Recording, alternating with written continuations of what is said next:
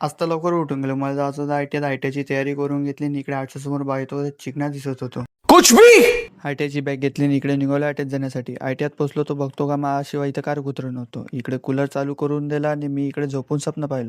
इकडे मास्तर आला आणि इकडे स्वप्नात उठलं. 1, 2, 3, 4.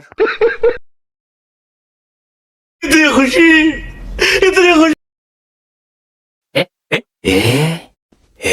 DC series motor, DC shunt motor, and DC compound motor. You know that about that number.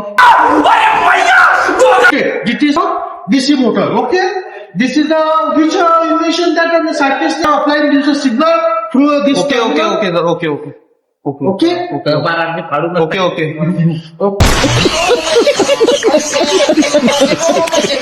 Lecture झालं आणि इकडे प्रॅक्टिकल रूममध्ये आलो. प्रॅक्टिकल करून घेतलं. माझ्यानंतर यानं केलं, याच्यानंतर यानं केलं.